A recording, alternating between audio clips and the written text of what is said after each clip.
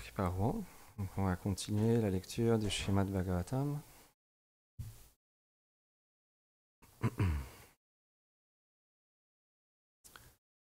Om Namo Bhagavate Vasudevaya.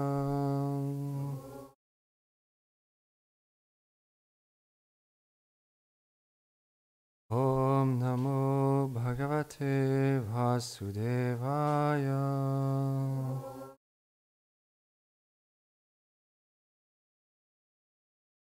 Om Namo Bhagavate Vasudevaya.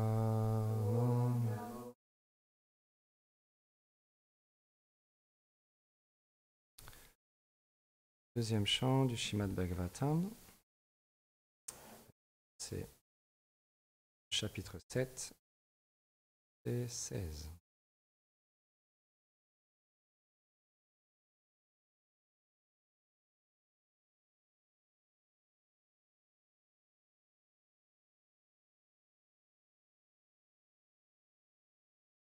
Udva haristamaranati namaprameyas.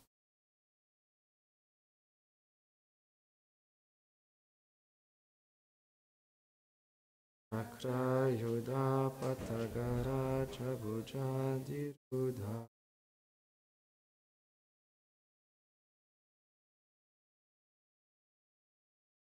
Akrena nakravadanam vinipatyata.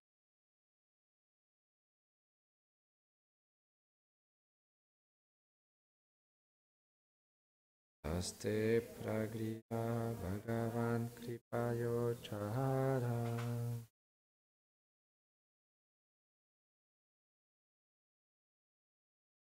Entendant son invocation, Hari, le Seigneur infiniment puissant, apparut sur la scène, monté sur le dos de Garuda, armé de son disque et trancha la tête du crocodile.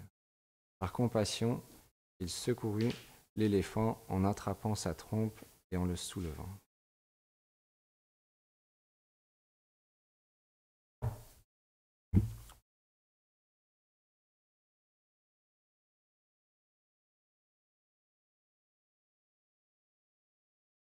Om Yaganati Mirandasya Galangalan Sharakaya Shakshu Militam Yena Tasme Shigurave Namaha Namam Vishnu Padaya Krishna Prashtaya Bhutare Vimati Bhakti Vedanta Swami Niti Namine Namaste Sarasvati Deve Gauravani Pracharine Nirvishesha Shunyavadi Pashyatya Deshatarine Jai Shri Krishna Chaitanya Prabhu Nityananda Shri Advaita Gadadhar Shivasadi Gaur Bhaktavindan Hare Krishna Krishna Krishna Hare Hare Hare Rama Rama Rama Hare Hare Panchakarpatarubhyacha Kripa Pavane Indai Tulasi Devya Priya Pasyacha Krishna Bhakti Pratede Satyavate Namo Namaha. Avant de commencer à parler, j'implore les bénédictions de mon maître spirituel ainsi que notre filiation spirituelle, Govinda Maharaj, toutes les fois.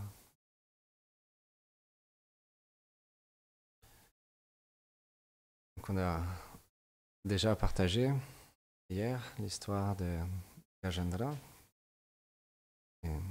C'est un divertissement qui est, comme expliquait Govinda Maharaj, tellement important pour nous, qui nous permet à travers le Srimad Bhagavatam, à travers tous ces divertissements, toutes ces situations, de pouvoir comprendre la situation dans laquelle on se trouve et aussi pouvoir, par la miséricorde des sadhus, par la miséricorde des paroles des Vaishnavas, dans le Srimad Bhagavatam, de pouvoir sortir de cette situation, comme était le roi des éléphants, Gajendra, comme Govinda Maharaj a expliqué hier. Et c'était tellement incroyable aussi de voir dans le verset avant quand Gurudev parlait de le Seigneur Nrsimhadev et comment les gopis à Vraj, elles sont dans une humeur particulière et à travers le divertissement de Nrsimhadev, mais elles voient leur objet d'amour, le Seigneur Krishna. Donc c'est intéressant de voir comment les Vaishnavas, à travers un verset, ils peuvent partir dans tellement de directions. C'est pour ça que chaque verset du Srimad Bhagavatam, c'est expliqué par les grands acharyas, est une glorification de Srimati Radharani. Et c'est pour ça qu'il y a un sens caché dans chaque verset. Et simplement les Mahajans, les dévots du Seigneur, ceux qui ont réalisé leur relation avec le couple divin, ils peuvent nous ouvrir le coffre de ces trésors cachés. Parce qu'ils ont la clé. Comme Srila Bhaktivedanta Narayana Goswami Maharaj, il expliquait, quand il voyageait à travers le monde, à chaque fois avant de commencer à parler, il expliquait qu'il est venu prendre la poussière de Srila Bhaktivedanta Swami Prabhupada, qui lui a donné cette instruction que de continuer à guider les êtres, à les accompagner et à glorifier le Seigneur suprême dans le monde entier. Et donc, il expliquait qu'il est venu dans ce sentiment-là de prendre la poussière de son très cher ami, de son dévot, Srila Bhaktivedanta Swami Prabhupada. Et lui-même, dans son sentiment de vouloir partager les gloires du Seigneur, alors il était vraiment expert à révéler les commentaires de Srila Bhaktivedanta Swami Prabhupada. Par exemple, il expliquait dans le Shri Chaitanya Charitamrita, Srila Prabhupada a révélé le cœur de Mahaprabhu. Mais pour ça, il faut pouvoir s'en apercevoir et pouvoir le réaliser. Et on a besoin de l'association des sadhus qui, eux, comprennent les paroles profondes des Vaishnavas et de nos acharyas précédents. Et Narayana Maharaj, beaucoup de Vaishnavas expliquaient qu'il avait ce pouvoir à travers les commentaires de Prabhupada, de les mettre en avant et d'aller encore plus en profondeur, de révéler ce que Prabhupada voulait vraiment expliquer à travers ces versets, le sens caché de ces mots. C'est ça toute la beauté des acharyas, c'est qu'ils peuvent, à travers les versets, nous révéler tellement de trésors. Et quand Gurudev parlait l'autre jour, je me suis rappelé d'une classe de Srila Gaur Govinda Goswami Maharaj, une de mes conférences préférées, où, de la même manière que Gurudev partageait, il a pris un verset du Srimad Bhagavatam qui glorifiait les systèmes planétaires, qui glorifiait la lune, les étoiles, et à travers ce verset, il a lu le commentaire de Srila Prabhupada, et ensuite, lui-même, il a commencé à parler. Et ce qui était incroyable dans cette classe, c'est qu'il a, à travers une révélation spéciale de ce verset, il expliquait que c'était comme à Vraj, quand Uddhava, l'ami intime de Krishna, parce que Krishna, il se trouvait à Dvarka à ce moment-là.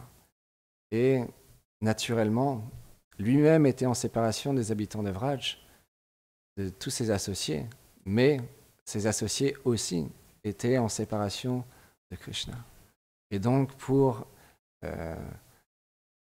apaiser leur cœur, il a envoyé différents associés, Balaram, et là, c'était Uddhava. Et c'est expliqué, Uddhava, il ressemble à Krishna. Et Krishna lui-même, avant qu'il parte, il lui a dit « Tu es plus cher que ma propre personne. Je veux que tu apportes ce message. » Les acharyas et Srila Gaur Govinda Maharaj, il expliquait, Uddhava, comme il était un ami intime de Krishna à Dvarka, quand il s'est rendu à Vraj sur son chemin, il était quand même assez fier d'être le porteur du message de Krishna. Mais c'est pas une fierté non plus ordinaire comme nous on l'entend, ou qui est teintée de notre faux ego et de vouloir une position, un pouvoir. C'est la fierté d'être le représentant de Krishna. Il y a de l'amour dans la fierté. Mais il y avait quand même une certaine fierté spirituelle qui était là. Et quand il est arrivé à Vraj, quand il a vu l'amour que les habitants de Vraj ont envers Krishna, alors, comme Zacharya explique, sa casquette est tombée. Son château de cartes s'est écroulé. Et il voulait juste être simplement qu'un petit buisson à Vraj, pouvoir juste être une poussière à Vraj, que les pieds pareils au lotus des gopis puissent toucher cette poussière et lui puisse recevoir la poussière des pieds des gopis. Et dans ce sentiment-là, quand il est arrivé à Vraj, naturellement, en premier, il est allé voir Nanda Maharaj, qui est roi de Vraj. J'ai écouté une conférence d'un autre Vaishnav, un disciple de Gaur Govinda Maharaj, et il expliquait Nanda Maharaj, il est le roi de Vraj, mais parce que il a tellement, les habitants de Vraj ont tellement d'amour pour lui. Il est placé dans cette position par amour, pas par force, parce qu'il a fait des subterfuges pour obtenir ce trône et qu'il désirait avoir cette position. En fait, tout le monde voulait et désire, souhaite voir Nanda Maharaj en tant que le roi de Vraj. Parce qu'il y a l'amour. Tout le monde aime Nanda Maharaj. Et donc, quand Uddhava il est arrivé face à Nanda Maharaj, c'est un échange tellement, tellement particulier. Uddhava il lui dit « Oh Nanda Maharaj, je suis venu comme un messager, ton fils Krishna. Et il va bien. » Et il a commencé à partager aussi Vasudev va bien, Devaki va bien aussi. Et maintenant, je viens voir dans la situation dans laquelle vous êtes. Et Nanda Maharaj posait des questions. Aude Gopal, qu'est-ce qu'il fait, mon enfant adoré? Et Balaram, Rohini, comment tous ils se portent? Et Uddhava, il répondait à Nanda Maharaj. Et à un moment donné, Nanda Maharaj, il a commencé à décrire la beauté de son enfant, aussi la nature spéciale de son fils adoré. Parce qu'il était venu pour pacifier Nanda Maharaj. Donc, pour pouvoir pacifier Nanda Maharaj, Uddhava, il devait trouver des mots justes pour pouvoir le pacifier. Mais ce n'est pas évident. Parce que l'amour des Vrajbasi est tellement élevé. Donc, il lui a dit à un moment donné, « Oh Nanda Maharaj, en fait, tu es tellement fortuné. Il n'y a pas de limite à ta bonne fortune. Parce que tu n'as pas simplement Krishna comme enfant. Tu as Dieu, la personne suprême, comme enfant. Svayam Bhagavan, le Seigneur de l'univers. Donc tu es le plus fortuné. » Et quand Nanda Maharaj il a entendu ça, il a dit « Oh Uddhava, je croyais que tu étais quelqu'un d'intelligent. Malgré ton jeune âge, je te considérais comme quelqu'un de vraiment intelligent. J'avais beaucoup de considération pour toi. Mais là, aujourd'hui, je me rends compte que tu es juste qu'un sot. Comment tu peux dire que je suis extrêmement fortuné? Et en plus, ok, tu viens de dire que mon fils, il est le Seigneur de l'univers, il est Svayam Bhagavan. Déjà, comment est-ce possible? Parce que moi, son père, Nanda Maharaj, quand il était qu'un jeune enfant, il portait mes propres sandales sur sa tête et il venait me les apporter. Est-ce que ça, c'est une caractéristique du Seigneur suprême, celui qui contrôle tous les univers, qui vient m'apporter mes chaussures à moi? Tu n'es juste qu'un sot, Uddhava. Tu ne sais pas ce que tu dis. Et Nanda Maharaj, il lui a dit, en plus, mon fils, parce qu'en fait, ce n'est pas le Seigneur suprême, c'est mon fils. C'est simplement mon fils. Comment tu peux dire qu'il est le Seigneur suprême? Puisque Krishna, il ment. Il vole. Il vole le beurre. Il vole les sucreries dans les maisons des gopis. Et quand on l'attrape, il vient en face de sa mère, Mère Yashoda, et il continue à mentir. Parce que c'est une caractéristique du Seigneur suprême. Tu n'es juste qu'un sot, Uddhava. Et Nanda Maharaj, parce que Govindra Maharaj, il expliquait dans cette conférence, il n'y a rien qui peut changer le sentiment interne de Nanda Maharaj. Rien. Au contraire, en disant ces paroles, Uddhava, il a augmenté le feu de la séparation de Nanda Maharaj et de l'amour qu'il a envers son fils. Et donc, il ne pouvait que simplement être encore plus en séparation, encore plus en séparation. Et donc, il lui dit, « Oh Uddhava, tu as voulu m'apaiser avec tes paroles, atténuer ce feu de la séparation que j'ai en moi, mais avec tes paroles, tu l'as fait qu'augmenter. Et je suis encore plus en séparation. » Et Nanda Maharaj, en parlant, il s'évanouissait inconscient. Et Vrajbasi le relevait, il retombait inconscient. Tel est l'amour Vrajbasi pour Krishna. Et Uddhava, il se sentait tellement mal, mais en même temps, il était tellement en extase de voir l'amour de Nanda Maharaj et à quel point il n'y a rien qui peut changer cet amour qu'ils ont dans leur cœur, de simplement adorer le Seigneur suprême, mais non pas comme Dieu, la personne suprême qui contrôle tout, qui maintient tout et qui crée tout, mais comme leur objet d'amour. Et tous, c'est la caractéristique à Vraj, tous ont ça, ont cet amour exclusif pour Krishna, comme leur objet d'amour. Soit comme leur enfant, comme Nanda Maharaj, Mère Yashoda, soit comme leur amant, leur Cupidon personnifié, comme celui qui, comme Gurudev expliqué l'autre jour, l'amour des gopis pour Krishna, ou comme Shridham, Sudam, Madhumangal, Subal, Ujval, un amour fraternel, ou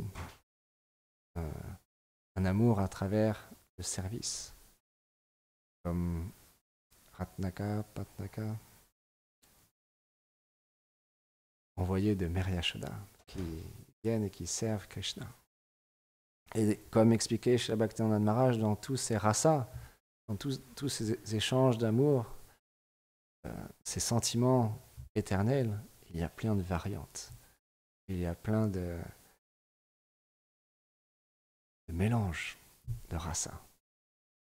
Donc, c'est illimité. La relation qu'ont les habitants de Vraj avec Krishna, c'est inconcevable. Juste, simplement, comme j'ai expliqué l'autre jour, je partageais ce sentiment qu'on a, nous, en tant que sadhaka, en tant qu'apprenti Vaishnava, de vouloir simplement obtenir la miséricorde de Nityananda. Pour un jour, comme Srila Prabhupada le disait lui-même à ses disciples, je vous ferai passer par la petite porte, la porte secrète, que seuls les Vaishnavas peuvent nous faire passer. C'est quoi cette porte? C'est pour ceux qui sont les plus débuts, ceux qui n'ont pas de qualification, qui n'ont pas de réalisation, mais qui ont la foi dans le processus, qui ont la foi dans les Vaishnavas, dans les saintes écritures, et qui ont ce désir, à travers l'association, de retrouver leur véritable nature. Parce que quand on lit les textes sacrés, et graduellement, à travers le chant, l'écoute, le souvenir, les paroles, Vaishnava, de plus en plus, on réalise qu'on n'est pas fait pour cela. Shila Bhaktisiddhanta Sarasvati Thakur, il disait, excusez-moi du terme, c'est les paroles de Bhaktisiddhanta, c'est les sadhus qui parlent. Il dit, ce monde, c'est comme des toilettes. On fait vite ce qu'on a à y faire et on sort vite. Dans les toilettes, c'est pas qu'on reste pendant 1 heure, 2 heures, 3 heures et puis qu'on se délecte de les odeurs nauséabondes qui viennent de sortir de notre corps. Non, on fait vite ce qu'on a à y faire et on sort vite. Des fois, les sadhus, ils ont des paroles tranchantes pour nous faire réaliser dans la situation dans laquelle on se trouve. Ça fonctionne. Parce que quand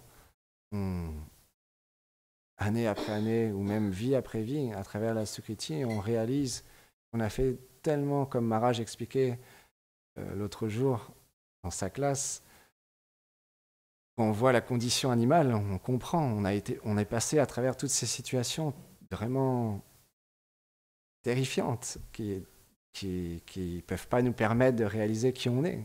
Juste un animal, il agit par instinct. Et on peut voir des situations d'un moustique, d'un insecte, des vers de terre, enfin, c'est des situations très, très, très basses qui ont très peu de conscience. Et donc, quand juste on observe la nature de ce monde, et aussi la peur que ça représente. Si on regarde une biche, par exemple, elle vit toute sa vie dans la forêt et puis à chaque instant, elle se demande s'il n'y a pas un chasseur qui va venir la tuer ou tuer ses enfants. Donc c'est une situation très difficile. Même quand elle boit, elle est apeurée. Quand elle mange, elle est apeurée. Quand elle se déplace, elle est apeurée. C'est très difficile comme situation. Donc juste en observant ce monde, en observant la vie des gens. Est-ce que vous avez déjà été à Paris, La Défense? Si un jour vous voulez comprendre la nature de ce monde et réaliser que ben, parfois on peut se retrouver dans une situation où on fait chaque matin, chaque soir la même chose et on se pose pas de questions et des centaines de milliers de personnes font ça jour après jour, jour après jour, jour après jour. Parfois on est amené à prendre le bus à La Défense pour revenir ici au temple. On va partager cette connaissance aux gens dans la rue. Et à chaque fois quand j'arrive à La Défense, mais surtout quand je repars parce qu'il y a plus de monde le soir, c'est impressionnant. Tous ces gens qui sortent du métro, des milliers de personnes, tous habillés, costard cravate, habillés très, très bien pour montrer qu'on a de l'argent, on a une certaine position, on travaille dans tous ces buildings, on est des hommes d'affaires ou des femmes d'affaires, et jour après jour, on fait ça. Mais pourquoi? Comme c'est plus c'était Rassamani qui partageait cette analogie qu'elle a vue sur Internet et qu'elle a expérimenté avec une amie à elle. Mais pourquoi? Pourquoi tu fais ça? Pourquoi jour après jour tu te lèves, tu prends le métro, tu vas au travail, tu travailles toute la journée, et le soir tu reprends le métro, tu retournes à la maison, il te reste 1 heure ou 2 avant de te coucher pour voir tes enfants, parler un petit peu avec ton mari, aller sur ton téléphone portable pour voir les nouvelles, Facebook, etc. Mais pourquoi tu fais tout ça? Quel est le but de tout ça? Et à la fin du mois, tu reçois ton salaire. Payer les factures, payer le loyer, l'électricité, l'eau, la nourriture. Mais pourquoi tu fais ça? Quel est le but de tout ça? Est-ce qu'il y a un but?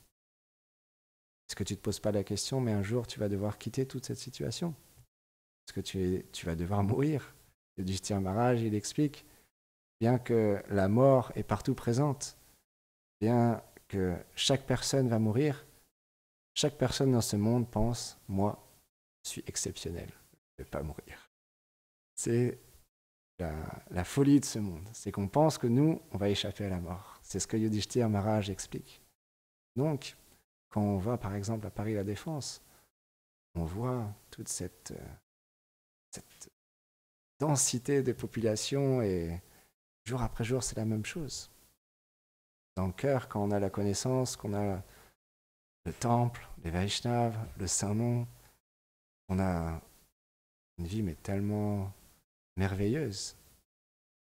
Ou comme Srila Prabhupada l'a expliqué, même déjà dans ce monde, notre vie, elle est tellement, tellement spéciale. On fait du service toute la journée.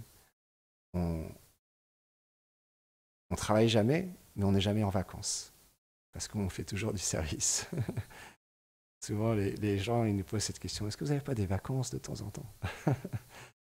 En fait, tous les jours, c'est des vacances. Parce que tous les jours, on fait du service pour Krishna. Tous les jours, on est heureux. On n'est pas frustré d'aller au travail. On n'est pas frustré de faire du service. Parce que c'est la nature même de qui on est. Ce pourquoi on est fait, faire du service. Donc, c'est naturel pour l'âme de faire du service. Donc quoi de plus naturel que de tous les jours faire du service? Il n'y a rien de plus merveilleux. Parce qu'en faisant ça, on se rapproche jour après jour de notre vérité. C'est à l'inverse. Plus on va à l'encontre de notre nature, plus on s'éloigne. Plus on collectionne du karma à juste agir à l'encontre de notre nature. Et c'est ce que font la majorité des gens dans ce monde, malheureusement. Mais beaucoup de gens sont innocents. Innocents dans le sens où ils n'ont pas encore la connaissance, le savoir. Donc, ils n'ont pas de solution. Quand on a la solution, alors, comme Prabhupada expliquait, on devient de plus en plus sérieux et de plus en plus, comme Prabhupada expliquait, travailler dur dans cette vie pour ensuite qu'il nous fasse passer par cette petite porte secrète et nous permettre de retrouver notre position. Et peu importe la relation qu'on a avec le Seigneur suprême. Gurudev expliquait dans une conférence, ça, la particularité de la rencontre avec le Seigneur et de l'échange d'amour avec le Seigneur, c'est que chaque jiva, chaque habitant de Vraj est pleinement satisfait dans sa relation avec le Seigneur suprême et avec le couple divin, Shrimati Radha. Pas d'exclus, pas de personnes délaissées. Comme dans ce monde, parfois on se sent triste, malheureux, on manque d'affection, on manque d'amour et on est frustré. Aucune frustration possible. Parce que l'amour que nous, on a envers le couple divin et que eux, ils ont envers nous, il est illimité. C'est ça qu'on souhaite, c'est ça qu'on veut, c'est ça qu'on est fait, et c'est normal. On désire ça. Souvent, je me suis posé la question. Quand j'étais jeune dévot, j'étais dans une autre institution et parfois, je me posais la question, mais est-ce que c'est pas une forme un peu on va dire, de désir intéressé que de retourner à Vraj? Parce qu'en même temps, il peut y avoir un certain intérêt. Se dire, oh, je veux échapper à ce monde, à ce monde de souffrance, à cette condition difficile, j'ai plus d'argent. À Vraj, j'ai entendu qu'il n'y a plus de souffrance, il y a de l'opulence au contraire, et je veux aller à Vraj pour ça. Donc, il peut y avoir une forme d'intérêt. Mais, comme c'est lié à notre éternité, en même temps, même s'il y a une forme d'intérêt, c'est normal qu'on le désire. De la même manière, comme Govinda Maharaj a expliqué l'autre jour, Draupadi, les Vaishnavas expliquent ça. C'est un point qui est très intéressant. Draupadi, elle est dans une situation terrible. Pourquoi elle n'a pas juste levé les bras et dit « Ok, si c'est ton désir, Dushashan de déshabiller devant tout le monde, what ?» C'est naturel pour un dévot, en fait, de prendre refuge dans le Seigneur suprême. Il n'y a même pas à se poser la question, c'est quelque chose de naturel, de prendre refuge. De la même manière que Draupadi, pour elle, c'était quelque chose de naturel de prendre refuge dans le Seigneur suprême. Ce n'est pas un manque d'abandon, un manque de foi, au contraire. C'est quelque chose qui est naturel pour l'âme d'être sous le refuge du Seigneur suprême. Et donc, de la même manière, comme on est fait pour vivre dans cette éternité, naturel de désirer être dans cette éternité. Mais comme explique les Vaishnavas, comme Srila Bhaktivinoda Thakur, dans un sentiment où peu importe que tu me fasses aller aux planètes infernales, aux planètes zéniths, rester ici dans ce monde ou retourner à Vraj, peu m'importe. Simplement, je veux juste me souvenir de toi, être au pied de tes dévots. C'est la seule chose qui m'intéresse. Donc, il y a les deux aspects. En même temps, on désire et en même temps, peu importe. On veut juste faire plaisir à Krishna, servir le couple divin. Et c'est pour ça qu'on désire être dans notre relation éternelle avec le couple divin, pour pouvoir mieux les servir. Parce que on a un corps adapté et on peut offrir au couple divin un service parfait, alors que dans ce monde, notre corps est très limité, notre intelligence est très limitée, notre capacité à les servir est très limitée. On fait du mieux qu'on peut avec ce que le Seigneur nous a donné, mais ça reste très limité. Donc, c'est naturel pour nous de désirer retrouver cette position qui est la nôtre. Comme Srila Bhakti Nandan Swami Maharaj expliquait dans une conférence, un jour à la fin de la conférence, il parlait sur les gloires de Madhu Mangal. Et il expliquait à quel point Madhu Mangal, il aimait honorer les sweets, et il faisait plein de subterfuges pour manger des sucreries. Et à la fin, il y a quelqu'un qui a posé la question. Mais il semblerait que Madhu Mangal il soit un peu comme un glouton qui mange pour son plaisir, pour se remplir le bidon. Et c'est très intéressant ce que Bhaktivedanta Maharaj a répondu. C'est qu'en fait, Krishna, il aime voir Madhu Mangal comme ça. Il aime voir Madhu Mangal avoir autant d'attrait pour les sucreries. C'est la relation qu'il a avec Madhu Mangal. Et donc Madhu Mangal, il le fait encore et encore et encore parce qu'il sait que ça apporte du plaisir à Krishna. Tous les habitants de Vraj sont dans ce sentiment-là. Ils vivent pour Krishna, ils vivent pour Srimati Radha. Il n'y a pas d'égoïsme possible.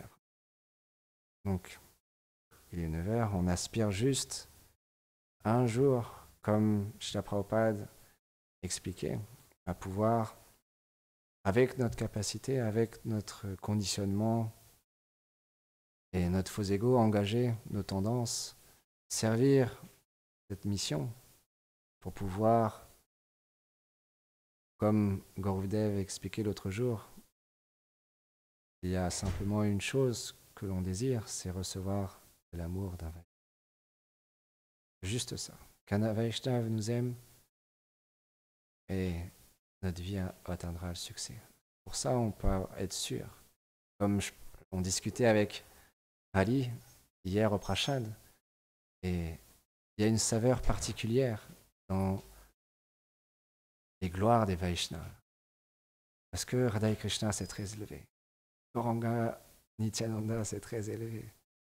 Mais la vie des Vaishnavas, la vie des sadhus, tellement inspirante. On a besoin d'exemples dans notre vie. On a besoin de marcher dans les traces de quelqu'un. Et la vie des Vaishnavas, comment eux, ils servaient le Seigneur, comment eux, ils vivaient chaque instant dans leur réalité, et comment ils servaient la déité, ils chantaient les saints noms, ils parlaient sur Krishna. Vous voyez, il y a tellement de Vaishnavas qui ont montré tellement d'exemples. Par exemple, quand juste on va sur YouTube, on tape Gaur Govinda Maharaj. On tombe sur une vidéo de Gaur Govinda Maharaj où il parle pendant 3 heures. Juste complètement, on se laisse nourrir de ce flot de pur nectar. Il était tellement puissant, parce que quand il parlait de Krishna, il y avait tellement de puissance, tellement de miséricorde. Juste, on regarde sur YouTube, Srila Bhakti Pramod Puri Goswami Maharaj. Quand il commence à parler, il a tout son corps qui commence à trembler. Et il dit devant tout le monde, vous m'avez forcé à venir sur ce Vyasasana. Je ne voulais pas venir. Et parce que je suis soi-disant le plus aîné, alors vous m'avez forcé à être là. Pardonnez-moi de me trouver en face de vous. Et les mains jointes, il commence à parler. Tellement d'humilité. Tellement d'humilité. Juste voir un Vaishnava comme ça, ça transforme notre vie. Quand on voit Srila Bhakti Lakshak Sriladev Goswami Maharaj, tellement de poésie qui sort de sa bouche, tellement de poésie. Quand on le voit sur son toit, en train de répondre aux questions des disciples de Srila Bhaktivedanta Swami Prabhupada, tellement d'amour et tellement de poésie. C'est même, à chaque fois j'essaie d'écouter, je comprends rien. C'est tellement poétique, c'est tellement un anglais sophistiqué, il a une voix tellement douce. Je suis désolé. Oh, Vaishnav Thakur, mais j'arrive pas à comprendre. J'aimerais pouvoir comprendre, mais à chaque fois, j'arrive pas. Mais c'est tellement beau. Il y a tellement d'amour, tellement d'affection. Et quand on voit chez Bhaktivedanta Swami Prabhupada, tellement de majesté. C'est l'empereur du monde qui vient conquérir ce monde. Non pas avec de l'argent, avec de la gloire. Il ne désirait rien de tout ça. Juste, il était venu donner le Mahamantra. Juste ça. Mais comme un conquérant. Parce que Prabhupada, il avait de la puissance. Alors, on n'a pas de vidéo de tous nos acharyas prédécesseurs, mais quand on entend parler de la vie de Bhaktisiddhanta, il était tellement puissant que des êtres, ils voulaient le tuer. Ils ont envoyé un tueur professionnel qui s'est introduit dans sa chambre. Bhaktisiddhanta, il a senti qu'il s'est introduit dans sa chambre, il s'est réveillé, il a regardé dans les yeux, il a lâché son couteau. Les mains jointes, il lui a demandé pardon. Ça, c'est la puissance de Bhaktisiddhanta. Tellement puissant. Les gens qui étaient des Mayavadis, qui se prenaient pour Dieu, ou des brahmanas de Castres, qui avaient un temple pour avoir des richesses, quand ils voyaient Bhaktisiddhanta, ils changeaient de trottoir. Ils ne pouvaient pas défier Bhaktisiddhanta. Impossible. On a des acharyas tellement puissants dans notre lignée. C'est pour ça, comme Uddhava, pour revenir au début de la classe, on doit être fier de ça. On doit être fier de faire partie de cette filiation spirituelle.